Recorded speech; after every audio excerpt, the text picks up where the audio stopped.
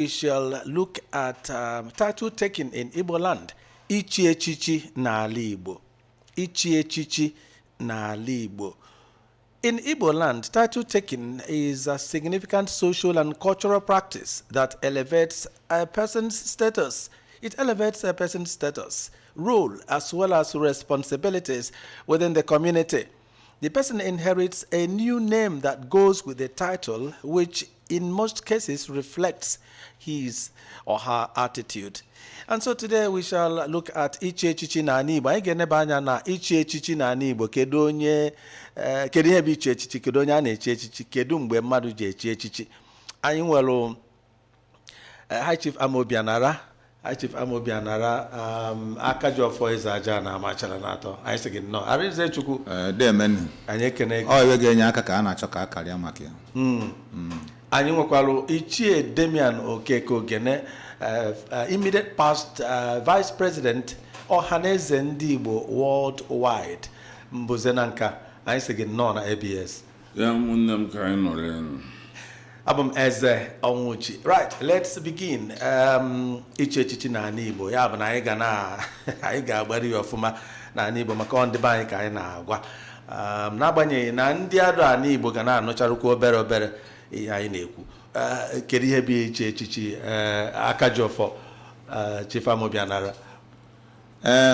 Echichi ọ bụ na achị ka echie mmadụ echichi a ga-enele onye anwụ anya maka na echichi a na-echi abụrụ onye anwụ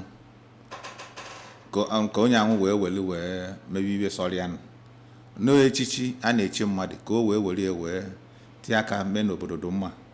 Ọ bụ eji echiri mmadụ echichi na a ga-enelo anya mara ụdị mmadụ a ga-echi echichi.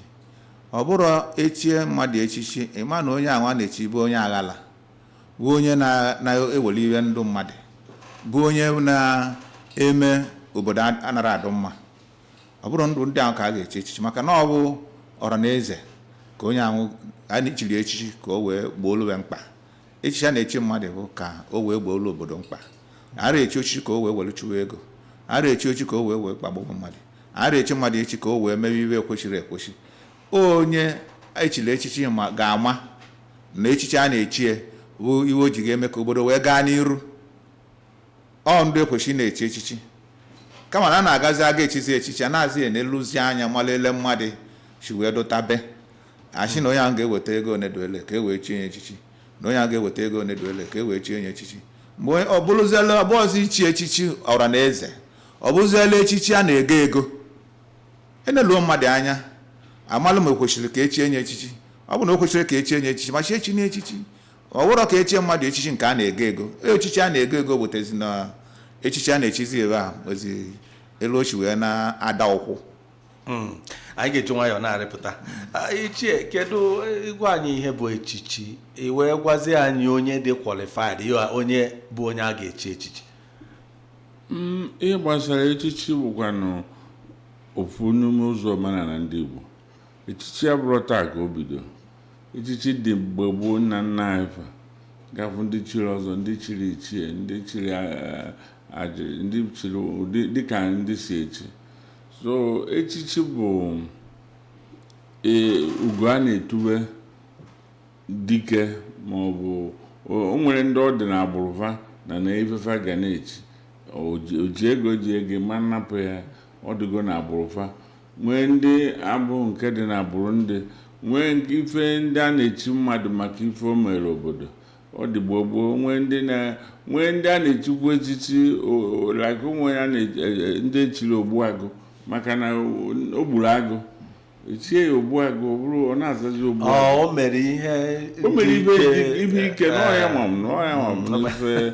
So ụmụ ife ndị a niile were ya na-ana aka because ọ dịghị izi okwu onye Ogbuagụ. So nwekwe ndị ga-abịa bịa n'ọba ji ha obido ebe a gbada aka Unizik a na-akpọ ha diji emechakwa chikwu echi no ife ịmago ndị Igbo bidoro na ị na-aṅụrịrị onye nwere ebe ọ dị ike maka ike dị na awaraja obu ji agbuo agwọ. So o nwere ebe ịdị ike ga-abụ ime ife dị iche ndị ọzọ ada eme echie ga echichi. Nwee echichi nke dị ọkpụtọrọkpụ na abụrụ na na-echi nke a bụrụ na na-echi nke a bụrụ na na-echi nke a nwekwa ndị adọnwụ n'ọgbọ ga-abụ ime ife ndị obi extraordinary something echikwa gị echichi. Adam, anyị nọ na Facebook Anambra Broadcasting Service, Facebook Anambra Broadcasting Service. Ije ebe a like ya, share ma ọ bụ ime comment dịka Ọzọ Francis Nnamani. Ọzọ Francis Nnamani watching live from Amagunze in Enugu State. Greetings my people in the studio and keep up the good work. Thank you, Ọzọ Francis Nnamani. Ị ga-akpọ anyị na 0808-487-2166. 0808-487-2166 ma ọ bụ 0706-538-1320 0706-538-1320. Anyị na Ichie Damian Okeke Ogene nọ, ọ bụ former Vice President Ọhaneze Ndị Igbo Worldwide, nakwa Chief Amobi Anara Akajiọfọ Eze Aja na Amachala na-atọ. Tupu anyị anabatawa calls ojuwegori Arizechukwu, kedu onye ma ndị na-echi echichi a nwa agbụrụ na-echi echichi ka igwe obodo na-echi echichi? Na be anyị Ọka, ya onye na-ekpuwe okpu na be anyị Ọka, echichi dịka onye mụ na ya na-abọchiwe okwu bụ igwe obodo like eze ụzọ ha na be anyị nwee ike ichi mmadụ ọchị ichi echichi edeteli ya aba ma ọ bụ ndị ụchọ ka echi enye jekwurie ide aba wee chie ebe echichi. Nwee echichi nke bụ na ị nwere ego wedu ka ọzọ ma ajaja ma echichi ndị ọzọ bido na chi wee gbogowe. O nwere iwe ndị obodo ji echi ya bụ echichi. Ọ bụ na ị ga-emechi o nwere ego na ị ga-egide ya wee chi ebe dịka chi ma ọ bụ amanwụrụ wee ya niile ewe echichi a na-echi n'obodo wee gbaa agụ so na ya. Echichi obodo bụ onye ndụ nke ndị a na-echi n'ime ụlọ dịka n'obodo nwezi nke a na ihe ga-achịba n'obodo aka abụrụla Ọka niile. Nwee echichi nke abụ nke achịba ọzọ Ọka na-echi echichi. Ọ bụ na ọ masịrị ilu na-ebe agwaghị ihe ị ga-aga iweta na nna ibe ji echi ọzọ isolube chi ọzọ ị ga-emebiri ka ajaja.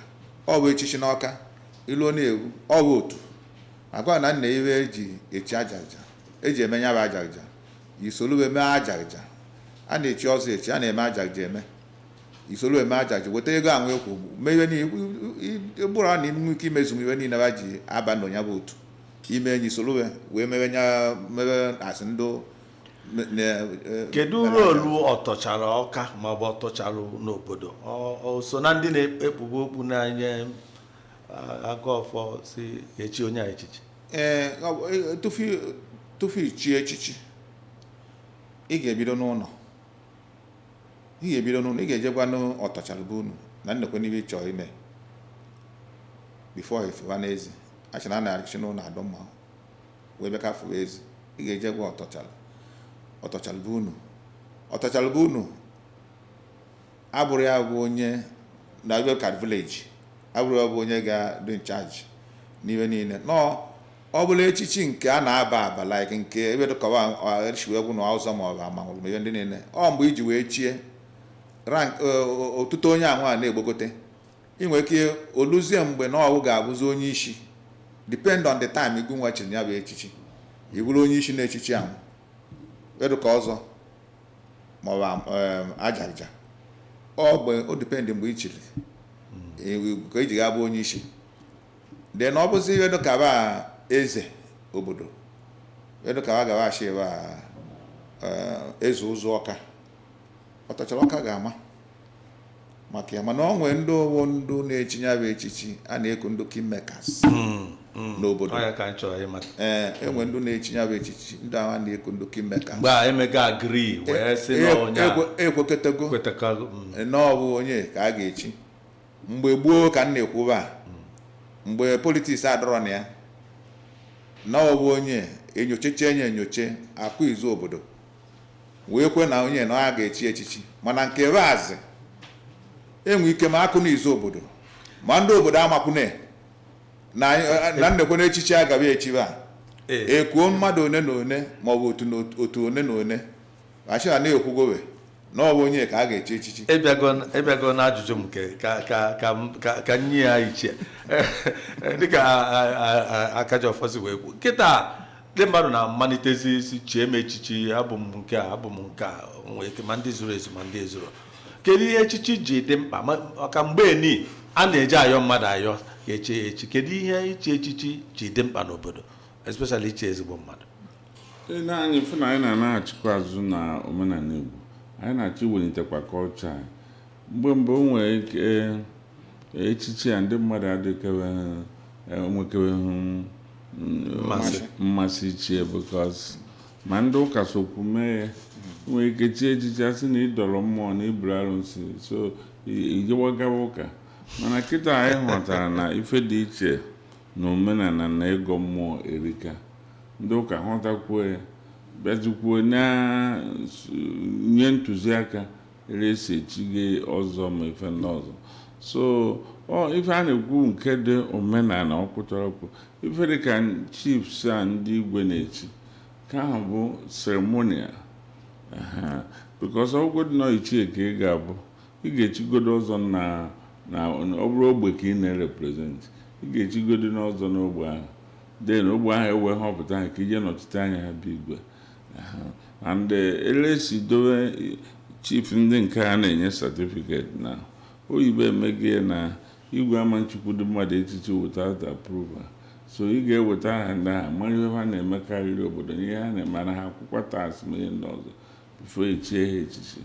So nke ahụ bụ igwe ka ọ dịrị ihe gbasara ọzọ obodo ọkwa mba na-achị n'onu ị nwere ike onye gị na nna gị dị n'ọgbọ ivuli ụzọ chi ọzọ ibuli onye isi n'ọzọ ekewa ife ọzọ ị ga-evi ụzọ onye gị na nna ya onye ya na nna gị dị n'ọgbọ ya bụ ada eme ya na onye etorube ogo ichi ọzọ ọzọ bụ ọdịnala.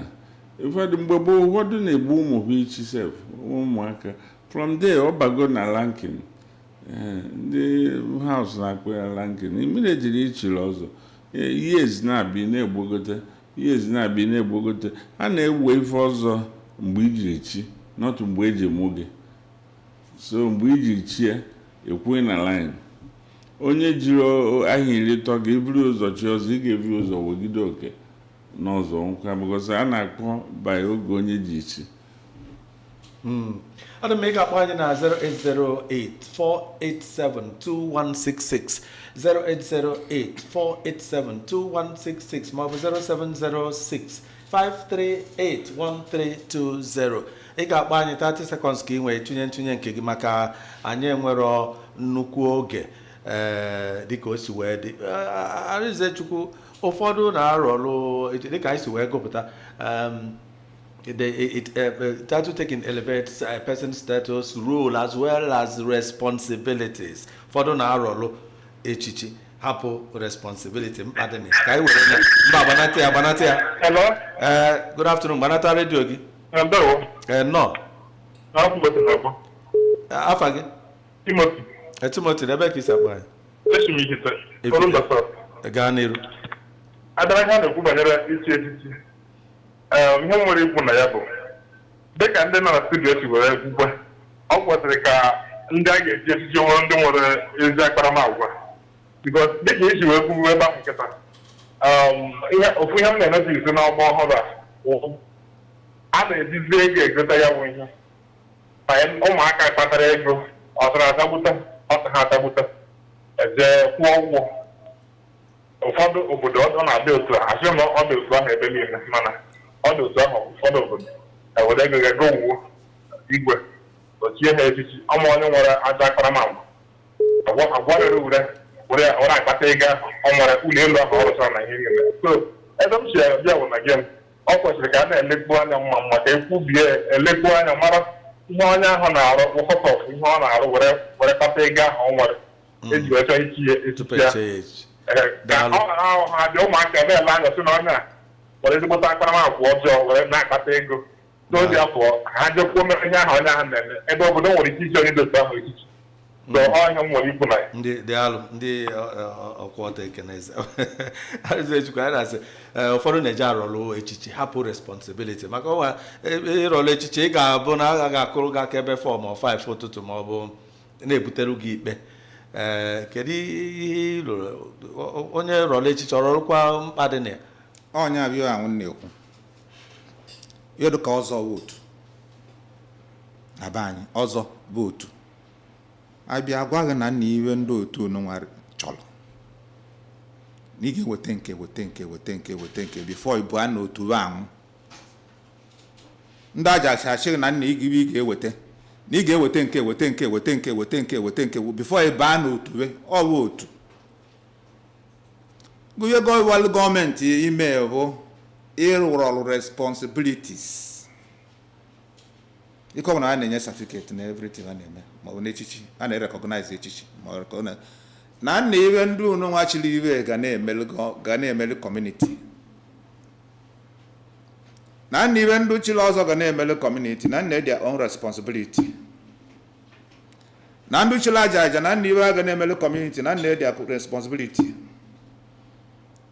wee nye obodo maka na ọ bụrụ na ị soro n'otu ọzọ ị gara ekwu okwu gbasara ọzọ maka na isoro imeghe ajaja ị gara ekwu anything gbasara ajaja because na imere ọ na-emekwu ya ikewa ma kanopi gebudo ngigebe ịba na-ewu etie gị eti megiwe sọbane ị nwere ibe ị ga-eme maka na isoro n'okwu ka ị na-achọ ka anyị were adamaga n'iru okwu ka ị na-achọ maka na isoro n'otu ahụ ka ị na-achọ n'iru na gọọmenti ka ọ dụ ọrụ anyị na-ekene gị ekene gị eze onye nji na ndị nọ na studio udo nke Jizọs ya na ndụ anyị niile daalụ amen onye na-ekwu bụ Uche eze nne ya esi m ụmụ akparasị nke na-asụ ga wee na-ekwu nwanne nwoke biko tupu ndị ọnụ n'okwu a na-asụjesikwanụ na ọ ga-adịkwara mma ihe dị ka anyị nwabụ ndị ụga sị na-akpọtakwanụ ụfọdụ ndị be anyị na studio ka anyị makwa na esi nwere Anambra steeti a etu ka anyị jee ihe anyị na-ekwu abịa ihe dị n'echichi a ihe m na-ekwu bụ biko were mmụọ nke obodo chiri gị maọbụ society ibilongo na ya maọbụ gọọmenti biko gọọmenti na-echikwa echichi like ndị a na-enye MON CFR or whatever ihe na-abụcha echichi ya bụrụ onye ọ ga-abụ akparamagwa ya ga-abụnata nke ndị na-eto eto ga-abụ a na-enezere anya na-eṅomi ya ọ bụrụkwa ihe dị mma ka a na-eṅomi ọ bụghị ndị ọcha achasị bute ọ ihe Uche eze nne ya na-ekwu n'ehihie ya daalụkwanụ daalụ anyị na-ekene gị daalụ ichie Debere Okeke Ogene ka maka ndị a na-echidi eze ndị Igbo na Kano na Lagos na isikwe n'ụlọ wee saịn ya nke a ndị ọha na eze nwere ihe ha kwuru maka ha ihe ha kwuru na ha ga-abụ ndị ndu n'ọdụ ndị eze ha dị enwe eze na-abụ n'obodo ndị niile ahụ nọ n'ije nwere onye nwe eze n'obodo ha ime nwa eze n'obodo ha ochie eze n'obodo ebe o jewere ọrụ ọ natadị nye ya oche azụ eze ka ogide ndị eze ndị South East anọkọ na wetere ọha na eze take bugoro decision before ya na-ekwu na ha ga na-aza onye ndu ndị Igbo ife anyị ji si ka ha na-aza onye ndu ofe ụfọdụ like ma ndị n'obodo oyibo mgbe ndị ọcha bi ma ndị ọzọ o nwere ndị ma na nnatarala ahụ so ụmụ kọlchọ a na-emebe ya na-adịba mma n'ahụ so ịkwụsịcha afa ncha so fabia fa na-emekwa rehearse ife yiri otu esi eme ebe a na ha awaji anaghị enwere kabinet anaghị emechi ihe ndị ọzọ a na-eme o nwere ụmụaka ndị elugoro 20 years anatabeghị Nigeria so but ha bịa ha na like oge ruo fesoro mụta egwu na-agba fụrụ ka ọ ghara so ibu nke ha na-apụ na TV ha na-apụ ya fisikali na onye a bụ onye ndu ibe ewepụrụ eze because eze ma ndị nọ Ibadan ma ndị nọ ebe eze ndị Igbo anyị agwago ọ bụrụ eze unu abụrụ eze ndị Igbo onye ndu ndị Igbo nọ n'ụzọ ije ka ha na-aza ndị ndu Igbo nwere kwe na ezigbo kọlchọ nweghị ebe ị ga-abịa ịbịa n'ugo n'Ọka afụ eme of Kano Ọka branch. No, it doesn't say anything like that. So ndị Igbo bịa hazie ya ọfụma. So o nwere nke ahụ bụ ịkwalite omenala Igbo n'ebe ahụ fa nọ.